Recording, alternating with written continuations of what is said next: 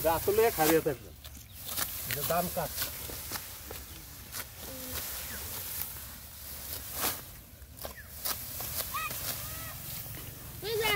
ভাই তো ভালোই পারছেন। হ্যাঁ ভালোই পারছি। আসলে হয়তো এখন ইয়ার্কি করে ধান কাটতেছি, কিন্তু আসলে আমি ইয়ার্কি করার ধান কাটা তো কাটি না, আমি সিরিয়াসলি একজন কৃষক। আমি যখন ইউনিভার্সিটিতে মানে মাস্টার্স পরীক্ষা দেই তখনও কিন্তু আমি পুরাপুরি এই কৃষির সাথে জড়িত।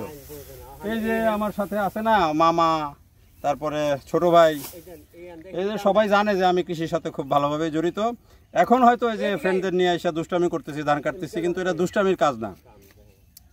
কৃষি একটা সিরিয়াস কাজ এবং দিন যত বদলাচ্ছে, এই যে এখন যে সময়টা, এই সময়টা হলো হেমন্তকাল এবং এই যে অগ্রহায়ণের এই সময়ে আমরা কি করতাম ছোটোবেলায় যখন প্রাইমারি স্কুলে পড়ি, ধানের যেই পালা আছে না, খড়ের পালা, এই খড়ের পালায় লুকানোর খেলা তো আপনারা খেলেন নেই। তারপরে অগ্রহায়ণ মাস আসলে যে ধানের যে একটা গন্ধ, সেই গন্ধ কিন্তু এখন অনেকে এই প্রজন্মের অনেকে পায় না। পাশাপাশি এই সময়ে যে পিঠাপুলির উৎসব বা যে আমাদের যে গ্রামে যে নতুন ধান কাটার পরে যে পিঠা খাওয়ার যে উৎসব, সেই উৎসবটাও কিন্তু এখন আর কম আছে। সবাই আসলে কমার্শিয়াল হয়ে গেছে, এখন তো গ্রামগুলোও শহর হয়ে গেছে, সবাই খুব বেশি কমার্শিয়াল হয়ে গেছে। তা আমরা এই যে এখানে আসলে দুষ্টামি করতে আসছি, কিন্তু তারপরে আমরা সেই ছোটোবেলার যে ফ্লেভারটা সেটা নেওয়ার জন্য এসেছি। আমার সাথে আমাদের দুজন সিনিয়র সাংবাদিক ঢাকা থেকে তারা এসছেন।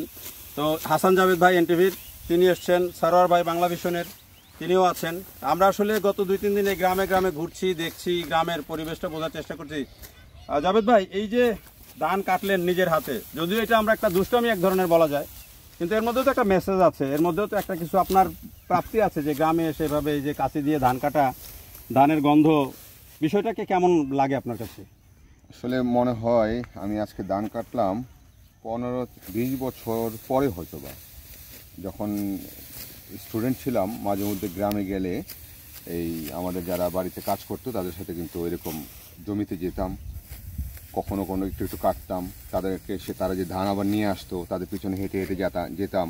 সেই যে মেঠো পথ দিয়ে এই যে ধান নিয়ে আসতো, ধানের মারাই হতো আগে গ্রামে। এখন আপনাদের গ্রামে খুঁটি একটা মাঝখানে রেখে তখন চারিদিক দিয়ে গরু ঘুরিয়ে ঘুরিয়ে হইতো। হ্যাঁ, আর পাশেই কিন্তু এখানে একটা বিবর্তনটা আমি বলি আপনারে, তারপরে এই করি। এই যে জাভেদ ভাই গল্প করতেছিলেন যে ওই যে খুঁটির সাথে গরু বেঁধে যে ধান মারাই, সেই ধান মারাই এখন আর চোখে খুব একটা পড়ে না, খুব অল্প, সেটা ওই বোরো ধানের মৌসুমে বিল এলাকায় হয়তো পড়ে। কিন্তু এখন দেখেন আপনি এই গরুর পরে কিন্তু এই যে ধান ইয়ের সাথে একটা মেশিন আসছে আরো পরে, ধানে আটি বেঁধে বেঁধে গাছের সাথে এগুলো পিটিয়ে পিটিয়ে তারপরে এগুলো ফেলা হতো। এইটা একটা পদ্ধতি ছিল গরুর পরে, গরু যখন কমে গেছে।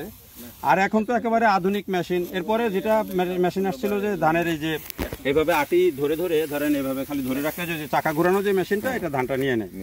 আর এখন তো যে আধুনিক হারভেস্টার মেশিন আসছে, আপনি এই যে হারভেস্টার মেশিন নামিয়ে দিবেন, ও হচ্ছে ধান কেটে নিয়ে একদিকে আপনার খড় ফেলে দিবে, আরেকদিকে হচ্ছে ধান বস্তায় ভরে দিচ্ছে একেবারে বরাবর। অর্থাৎ এখানে অনেক সাশ্রয় হচ্ছে, প্রযুক্তির অনেক ব্যবহার চলে এসছে। তারপরেও কৃষির যে আদি কাজ, সেই কাজটা কিন্তু তার জায়গাতেই থেকে গেছে।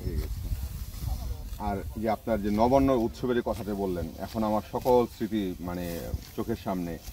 সেই গ্রামে আপনার একদিক দিয়ে মারাই হতো, পাশেই আপনার 4-5টা চুলায় এই যে আপনার চিতই পিঠা, বাপা পিঠা সমানে হতো। এই কৃষকরা সেই মারাই দিত, গরম গরম রুটি খেত, পিঠা খেত আর মারাই হতো। আর যে গন্ধ ছিল গ্রামগুলিতে আপনার, বিশেষ করে এই যে ইয়েগুলি শুকাইলে কিন্তু একটা গন্ধ বের হয় খড় থেকে। হ্যাঁ, ওইটাই তো ধানের যে গন্ধ, ধান যে সিদ্ধ করে যে সিদ্ধ করারও একটা গন্ধ হতো। এবং পোড়া বাড়ির মধ্যে আপনার এইরকম উঁচু মনে করেন যে ধান, এটা বারবার উল্টাই দিতে হইতো। আর এক ধরনের একটা ইয়ে ছিল, এটার কি বলে, উল্টাই দেওয়ার জন্য পা দিয়ে পারতো না, অনেক সময় পা দিয়ে পারতো না, যে একটা ইয়ার মতো বলে, এটারও তো নামও আমি ভুলে গেছি, কাঠ দিয়ে এরকম।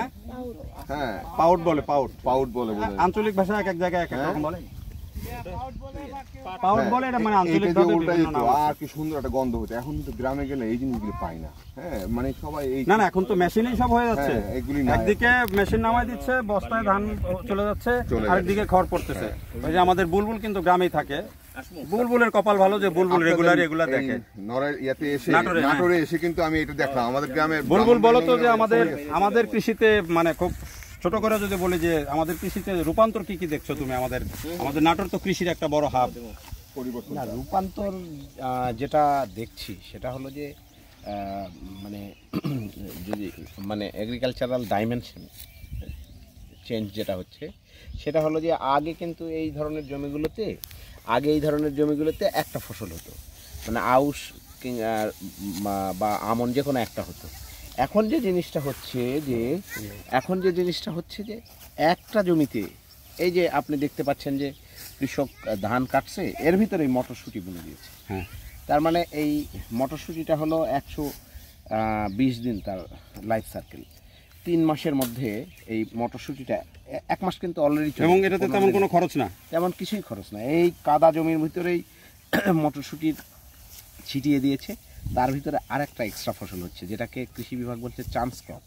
তো এইরকমভাবে কৃষিতে কিন্তু নতুন নতুন মানে প্রযুক্তি এবং কি বলে যে উদ্ভাবনী যেই জায়গাগুলো যুক্ত হচ্ছে। উদ্ভাবনী না, এখানে আমাদের নাটোরে বিশেষ করে এমন উর্বরা শক্তি জমির যে এইখানে বছরে 4টা ফসল হয়। বাংলাদেশের খুব কম জমিতে হয়, কম জেলাতে এটা শুধু। বাংলাদেশে 32টা জেলা এগ্রো ইকোনমিক জোন বা AEZ কৃষি বিভাগের মতে ঘোষণা করা হয়েছে, তার মধ্যে নাটোর একটি অন্যতম, যেখানে এমন কোনো ফসল নাই যেটা হয় না, ফল এবং ফসল দুইটাতেই। আমাদের কৃষকদের যে সমস্যাটা সেটা হলো যে কৃষিতে যে পরিবর্তনটা হচ্ছে, মারাত্মক ভয়ঙ্কর যে পরিবর্তনটা হচ্ছে, সেটি হলো কৃষি জমি নষ্ট হয়ে কমে যাচ্ছে, মারাত্মকভাবে কমছে।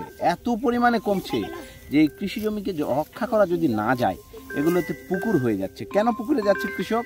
কারণ হলো যে এই উৎপাদিত ফসলের যে ন্যায্য মূল্য সেটা পাচ্ছে না, মানে উৎপাদন খরচ যেটা, এই সার, ওষুধ, কীটনাশক, সেচ, এগুলো কাজের লোক পাওয়া যায় না। সবচেয়ে বড় কথা হলো কাজের লোক পাওয়া যাচ্ছে না। কাজের লোকেরও যে বিষয়টা, সেটা হলো সব মিলিয়ে কৃষকের যে খরচ বাড়ছে সেটা রাষ্ট্র নিশ্চিত করছে না, এই দাম কিন্তু কৃষক পাচ্ছে না। সেই জন্য তারা মনে করছে মাছ চাষে বেশি হবে। কিন্তু এই যে আবাদি জমি একদম চিরতরে কোনোভাবে একটা 4 ফসলি জমি, 3 ফসলি জমি কোনোভাবেই পুকুর হওয়া উচিত না, এটা কোনোভাবেই। একটা কথা শুধু অ্যাড করি, যে জমিগুলো থেকে মাটি কেটে নিয়ে যাওয়া হচ্ছে, এটা রূপান্তর হয়ে যাচ্ছে মাটি, হ্যাঁ, উপরে লেয়ার তো চলে যাচ্ছে, পুড়িয়ে ইট বানানো হচ্ছে। এই মাটি কিন্তু আগামী 100, 200, 300, 400 বছরে আর আবাদযোগ্য হবে না।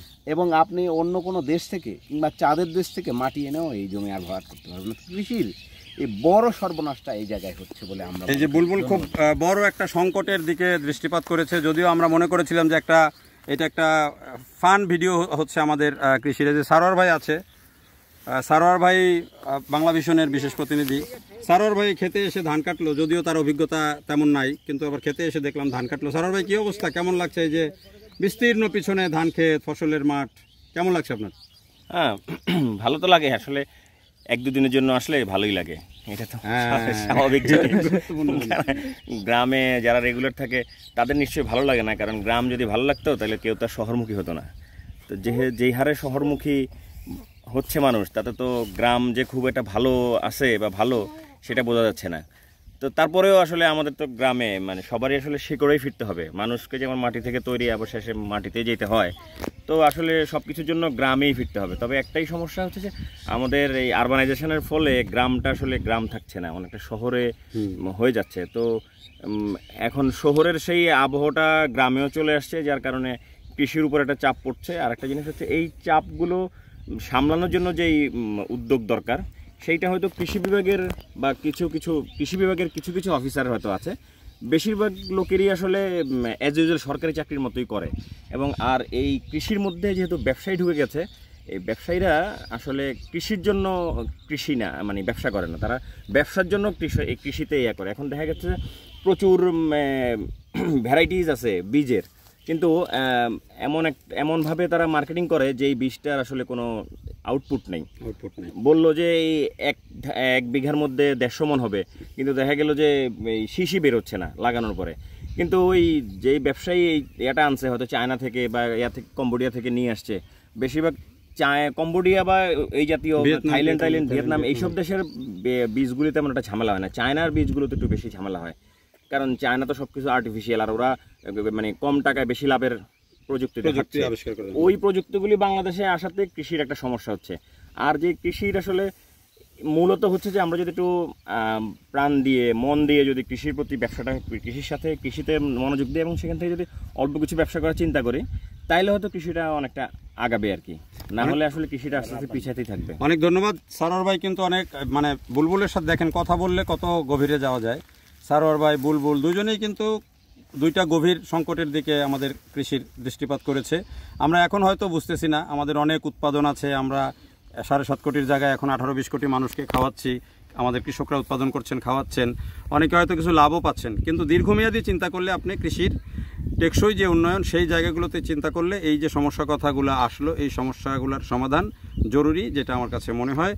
তা আমরা আশা করি যে যারা কৃষি বিভাগ, সরকার, নীতি নির্ধারক সবাই এগুলোতে দৃষ্টি দিবেন। যদিও আমরা শুরুটা করেছিলাম একটা ফান ভিডিও দিয়ে, এখন কিন্তু এটা একটা সিরিয়াস ভিডিওতে রূপ নিল, এবং আশা করি যে সবাই সাংবাদিক কথা বললেন যারা, এই জায়গাগুলোতে নিশ্চয়ই ফোকাস করবেন। দেখার জন্য সবাইকে অনেক ধন্যবাদ।